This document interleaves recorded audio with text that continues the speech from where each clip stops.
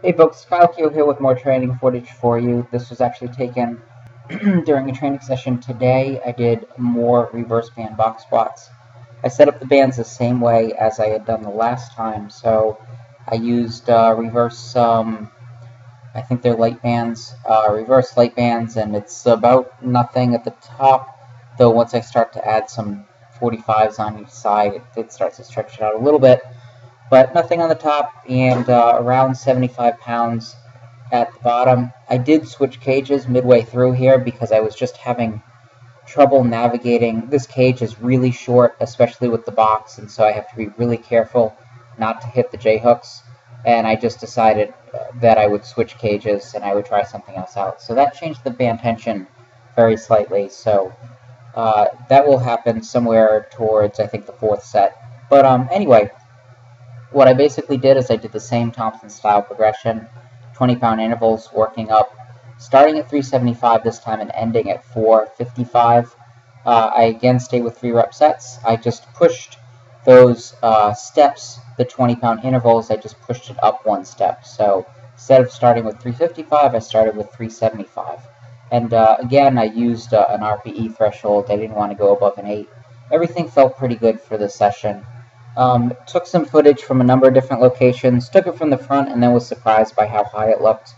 The box is maybe a couple inches below the bottom of my kneecap, and so it's set right at where a box would need to be set for me to squat to around parallel. But I was surprised watching these. They look very high. Ended up filming the second one from the set, and that kind of confirmed what I suspected, which is that I'm basically right at parallel when I'm squatting these. I don't necessarily want to squat to a box that's too high, but at the same time, I'm not really that worried right now about squatting to a low box.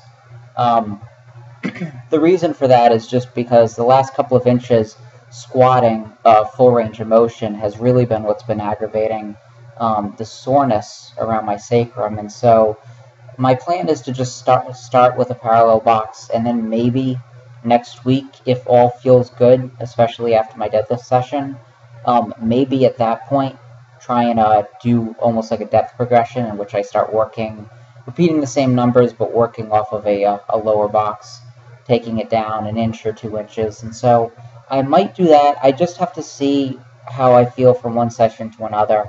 The most important thing right now is that I do whatever work I'm capable of doing without feeling progressively worse over the course of the training session. And I don't want to constantly feel like like I'm achy or like I'm under-recovered for these sessions. This was good, and this was progress over the previous session. I felt better. I felt like I was able to stay tighter, and I felt like I was less achy than the previous session 2 days ago. So that's a good sign. I'm hoping that that keeps up. I'm going to just continue to train under the conditions that my body allows me to train, and I'll be back to full back squats, I think, sooner versus later.